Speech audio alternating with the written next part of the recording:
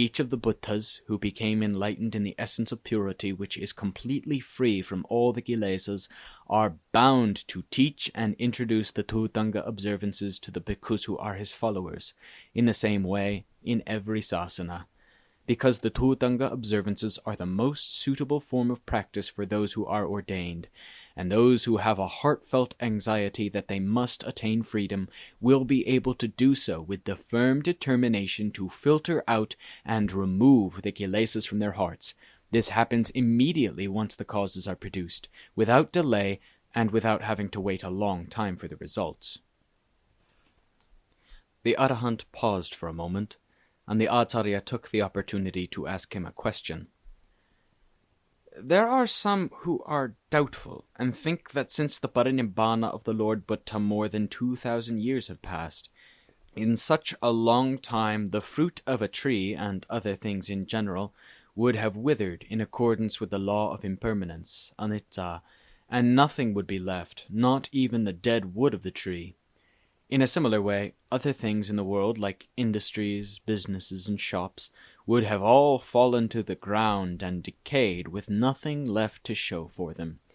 Even the hills, so firmly established, can also change and alter, for there is nothing which escapes the law of impermanence. So when we consider the penetration of Dhamma Pisamaya, in which the Lord Buddha and all the Savakas were enlightened and attained in that age, by the time we reach the present day, not even a trace of the skeleton of the path, fruit, and nibbana should remain for all good people to taste by means of those practices which they used. It is likely to have diminished gradually until it vanished in the same way as all other things. For myself, I do not have enough wisdom to be able to correct such wrong ideas as this in a satisfactory way. But today I have the most wonderful opportunity and the unexpected good fortune to be visited by a most exalted Arahant, who has come through the air and has favored me with metta and compassion. So by your leave, I will ask this question which comes from my heart. Concerning the path, fruition, and nibbana in the sasana, which is a revolt against everything of the supposed relative world, sammuti, does this also go the way of nature together with the changing world of anicca? Or what otherwise happens? In other words, when the world changes, does the Dhamma change? When the world deteriorates, does Dhamma deteriorate? When the world disappears, does Dhamma disappear? And when everything becomes meaningless, can Dhamma also become meaningless? Do these disturbances affect the path, fruition, and nibbana so that it is bound to come to an end, to be cut off and disappear, taking the same course as the whole environment following the parinibbana of the Lord Buddha, or how else should it be? As far as my understanding goes, the parinibbana of the Lord only concerned the Lord, and was not connected with the principles of Dhamma and Vinaya, which the Lord laid down and taught for the attainment of the path, fruition, and nibbana in any way at all. But there are those who have doubts about whether the time that has elapsed since the parinibbana of the Lord has affected the path, fruition, and nibbana. They say, for instance, that the Lord entered parinibbana more than 2,000 years ago, and it is likely that the sasana of the Lord will have steadily deteriorated, and that there will thus be no path and no fruition of it by now. Also, that even though one may do the practice, it will only make for difficulties and be in vain, giving no results at all. This is the sort of thing I have heard, and I feel that it is quite contrary to the words of the Buddha and likely to cause wavering and instability in the sasana and people who are Buddhists, leading to doubt and uncertainty, as can be seen. Such forms of understanding bring no benefit to anyone, and only disturb the sasana and the hearts of people, causing them to be gloomy and confused.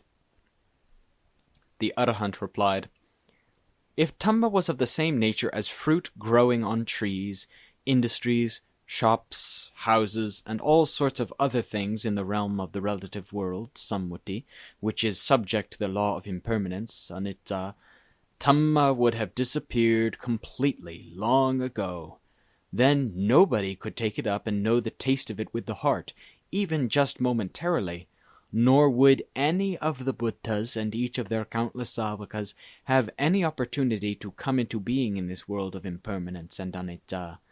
Even those countless number of people who will attain enlightenment in the future could not be, which would mean that the Aryan birth, the Aryan characteristics, Aryavasana, and the Aryan lineage would consequently all be void. But in fact, all the Buddhas and all the Savakas, both of the past and future, have been and are still appearing, one following from another, steadily, without any loss or disappearance of their foundations, their roots, which are Dhamma. It seems that virtue and good, special people still appear, to whom those in the world pay homage and worship with puja as their ideal right up to the present day, and this is because Dhamma is not of the same nature as buildings and houses, and things which only wait their time to fall on people and kill them, all being bound by the law of impermanence to this end. What else should the saying Dhamma is timeless, agaliko, mean if it does not refer to the Dhamma state of absolute purity beyond the bounds of the relative conventional world? What is the meaning of Dhammasara, Dhamma essence which is timeless? That is the true Dhamma, not to be found within the limiting conditions of the good Dhamma, Kusala Dhamma, and the evil Dhamma, Akusala Dhamma, which go the way of impermanence in the same way as all other things in the world. Thus we say that Dhamma develops or Dhamma deteriorates, which follows the same principles as the world in general, but there is no room for this in the Dhamma essence, such as the Dhamma in the heart of the Lord Buddha and in the hearts of all the enlightened ones, Jnasava, where there is nothing but the timeless Dhamma, where no laws or conditions can get in to influence or harm it. This kind of Dhamma is the true essence of Dhamma, Dhamma which has no causes or conditions to combine together and cause all sorts of things to arise, such as all things we find in the world. For however much these things change and lose their meaning, deteriorate or disappear, the Dhamma essence is still Dhamma which has meaning in itself, regardless of whether anyone respects and has faith in it or not. This Dhamma is still able to endure in all its fullness and eternally remain the Akalika Dhamma. All the Buddhas and Savakas pay homage to and revere this Dhamma, and the world also recollects this Dhamma essence and reveres it. The Parinibbana of all the Buddhas, not just for some of them, such as the Venerable Samarna Gautama, but for all of them, concerned only their physical bodies which follow the path of the three characteristics, the lakkhana, which are always there in all beings and formed things, sankhara, everywhere, and so they just left this world. But this can in no way influence the pure Buddha nature, which is this true Dhamma essence, nor cause it to change, to deteriorate, or to disappear at all. Wherever and whenever any of the Buddhas enter Parinibbana, the event is not able to disturb the path fruition and Nibbana, which those who practice in the right way, Samitikama, should be able to attain in the future. In other words, those who go the right way entirely in the same manner as the Buddhas have taught should expect to see results arising continually from their own practice in the same way as if the Buddha was still living. Nothing has really changed, for even if the Parinibbana took place 1,000 or 10,000 years ago, they are just relative times and conventions upheld by people in the world. As for this Dhamma, it is independent of time or place, as these are understood in the world, for Dhamma depends on Dhamma, and not upon any other support or condition which is outside the characteristics of the true Dhamma. This Dhamma essence is the greatest wonder in the world, whether anybody knows it or not, but as to what Dhamma is, and whether it is to be found in the world or not, Dhamma remains just Dhamma, existing in its own nature. Therefore, in saying that the Lord Buddha entered Parinibbana between 2,000 or 3,000 years ago, that the path fruition and Nibbana has degenerated and faded beyond recovery, and that it is completely lost in antiquity, so that even if one were to practice the way, however strictly or well, one would just make difficulties for oneself in vain without getting any appropriate results from it at all, Whoever says such things does not conform to the meaning and intention of the Lord Buddha, who proclaimed and taught the world by using the Dhamma truth, such a Dhamma. Nor does this conform to the path or the purpose of the sasana which was bestowed on us by the great teacher, the Buddha, who had dispelled all his kilesas and reached the state of highest excellence in the world. It is not a principle of the Dhamma teaching in Buddhism which those who have faith in the great teacher, the Dhamma and Vinaya, ever take up to think about, waste time upon, and make obstacles for themselves without bringing them any results at all. In fact, it is just such thinking and learning which blocks one's path so that one can find no way out. Therefore, those who have faith in the sasana, which is the Dhamma that the great teacher, the pure one, gave us, ought not to talk in such ways, which are like a bed of thorns that stick into themselves. For to do this is like someone who has given up, unable to find a way out to escape from his situation, even though there still is a way to do so. So he becomes a pathetic, hopeless person full of self-pity, although he is still alive and capable, and should take the opportunity to do something useful while he can. The Arahant went on further to teach in his inspiring way. Thus, don't you know that there are still people who are waiting for an opportunity to make themselves into the leader of the sasana so as to be the great teacher of the world, even though their characters are full of kilesas and stupidity? There are still plenty in this world who have such obscene things within them. And how about you? Are you another one of those who are waiting for an opportunity to become a savaka of this obscene teacher?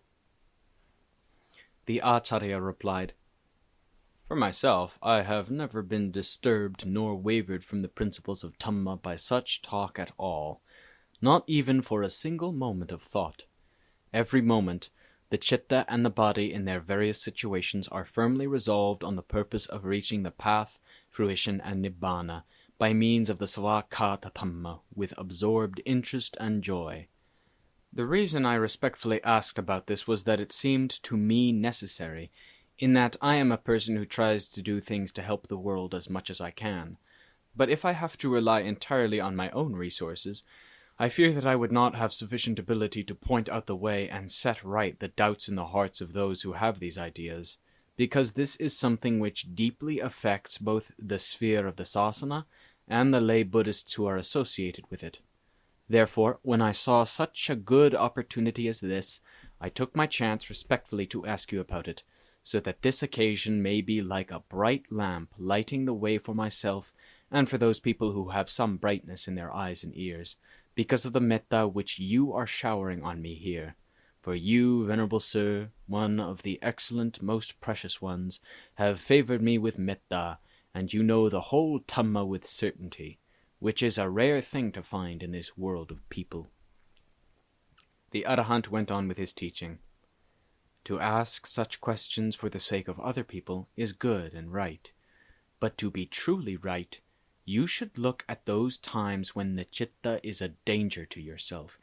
Even if there is only a slight danger, you should know that this is so, and you should also know how to get rid of it, because internal dangers, such as those which we have already talked about, have a capacity to cause harm which is very much greater than that of external dangers. This is well known by all those who are the wisest of men. But so as to make sure that you understand all this, I shall go over the basic facts of these Dhamma truths once again. There is no person, power, or thing in the whole universe that can force Dhamma to be void of results for anyone who practices it in the right way, samitigama. This applies not only to such times and places as we talked of before, but anywhere and any time. Whatever powers there may be in all the three realms of the universe, if they were to muster their people and their powers to prevent the Dhamma giving results to those who practice it well, there is no need to fear that they could ever succeed. Dhamma must always be Dhamma, and always give results in accordance with Dhamma, so that whenever the right and appropriate practices are done, there is nothing which has the power and ability to prevent the attainment of the path, fruition, and nibbana, regardless of who it is that practices, where or when. Don't let your thoughts be like thick, wet mud, so that you tread on thorns that you cannot see, causing pain and suffering to yourself, the one that has such great value, causing its downfall and ruin due to the overruling power of stupidity and ignorance which compels and draws one in their direction. For these are the Dhamma truths, Satya Dhamma, which each one of us has within ourselves. The first pair of Dhamma truths which are concerned with involvement and attachment are dukkha and the production of dukkha, samudaya. These two, by their psychic influence, are what drive on beings who do not know the meaning of life and death to like accumulating them very much without ever being satisfied. In other words, they are what truly block the path, fruition, and nibbana, and will not let it arise in the hearts of beings while they still have some liking for them and can go about accumulating them. Whenever dukkha arises within the hearts of beings, it tends to make them lose all their rational faculties of satipanya. Thoughts which they had previously been able to use in a rational and skillful way then become completely stupid, self-indulgent, and obstructive, leaving them with no way out. All they can do is sit or lie down looking at their own suffering while acting in ways that display their suffering outwardly, as people do who have no way out and no interest in searching for a way that leads out in the right direction. Samudaya, the production of dukkha, means thought which arises, grows, and develops in endless varieties, or imagination of various kinds, which are derived from the three kinds of craving, tanha, these being the cravings for sensation, kama tanha, to remain the same, bhava tanha, and to change and become something else, vibhava tanha. These three are the leaders, leading one to think, to conceptualize, and to imagine endlessly, and they bring on discontent to burn in one's heart so that it becomes a fire, which turns into the same kind of fire as that which one has already created and has at present, and cannot extinguish, or which one has no interest in extinguishing, and instead goes on to develop so that its flames go up, and it may go on to set fire to the whole world without there being any way for it to end. Samudaya, the production of dukkha, consists of these three forms of craving. It is these three which can close the door against the path, fruition, and nibbana, so obstructing it as to make it completely unattainable. There is no special occasion or bright light that can get rid of these three, for there is nothing that can do it except the Dhamma truths, Satya Dhamma. This is the only thing which is capable of eradicating the production of dukkha, samudaya, this darkness, and annihilating it with certainty. The remaining two Dhamma truths, which are the cure, are the cessation of dukkha, nirodha, and the path, magga, which are the tools for doing the job. In the whole field of the production of dukkha, samudaya, there is nothing which is like these two, nor anything with such ability as they have. Nirodha is what extinguishes dukkha, getting rid of it steadily, bit by bit, in accordance with the strength and power of the path, magga, which consists of moral behavior, sila, samadhi, and wisdom, panya. When the path is strong enough, the kilesas are not likely to be able to find anywhere to hide. This then becomes the complete cessation of dukkha without any dependence on the time, place, or anything else which most people think to be necessary. Only nirodha and magga perform this function of destroying the kilesas, nothing else. What difference in results should there be from holding a belief in the Dhamma truths of the Lord Buddha, replete with the truth of Dhamma, as I have just explained, compared with those empty beliefs which are void of substance, showing themselves merely in talk, such as you spoke of earlier? You should use your wisdom to examine this question and gain value from the Dhamma in this. For having come to this point, you should not just let it pass by uselessly. If you have any more doubts left, you should bring them up now, because the chance of having a discussion on Dhamma, Dhammasagata, such as this, which is a true blessing, is rare and hardly ever happens. Then the Arahant remained quiet for a short while, and when he saw that the Acharya was not going to ask any more questions, he went on to talk more about the Vinaya, the rules of discipline and training. The Vinaya, when practiced, is what decorates the Samarna, conferring on him grace in his behavior and manner, For whoever strictly observes the Vinaya will have graceful manners of body, speech, and mind. The grace of a samana is in his modes of behavior, which are faultless, and it shows up in everything he does. And the samana who holds intimately to the Vinaya in his life and ways of living is one who is at peace. He is at peace when living alone, at peace when living with his colleagues, and with other people generally. When he is in the forests and hills, or when confronted with dangers of various kinds, nothing dares to harm him, for the devatas protect him and people are very fond of him. For the Vinaya acts both as a source of nutrition and a protective wall, preventing the path and fruition from breaking out and seeping away. The life of a samana is the life of someone who has pure moral behavior, a life which is lively and cheerful. We are samanas and sons of the Sakya, who have pure moral behavior, and for this we do not have to be born just at the time of the Lord Buddha. In whatever age and place we are born, and whatever our race, color, or nationality may be, we are still samanas and sons of the Sakya, from the most senior to the most junior, the most recently born. As parents who have many children who were born in various places and times, but all of them are children of the same parents. After he had come to the end of his talk on Dhamma, the Arahant went on to give him his final instruction before leaving, out of his concern for this Acharya and for the Buddha Sasana, in the most moving way.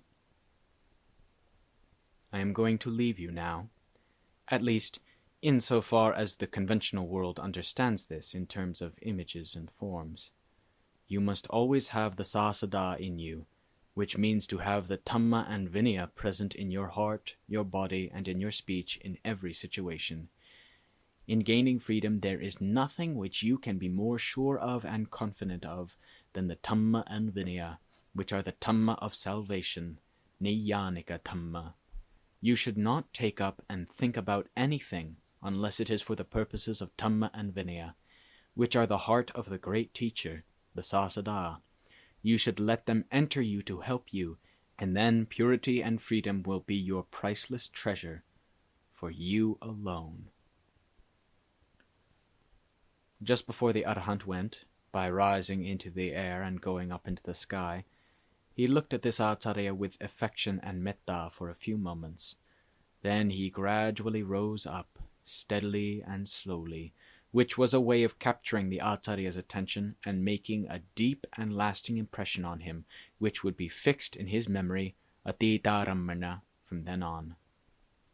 As for the Acharya, he sat with faith, yearning, and regret, and with complete, concentrated attention through his meditation practice, citta bhavana, as if he did not even blink his inward eyes at that time. Then the vision of the Arahant disappeared in the sky without a trace, except for the memory of this vision, which was so deeply impressed within him that it would never fade for the rest of his life. It was a strange and wonderful experience, such as he had rarely come across before. That night he practiced his meditation until dawn, the same as he did on the night the Arahant Pākwala came through the sky to visit him and explain Dhamma. The Arahant Kassapa was with him for about 3 hours while he explained Dhamma and talked generally.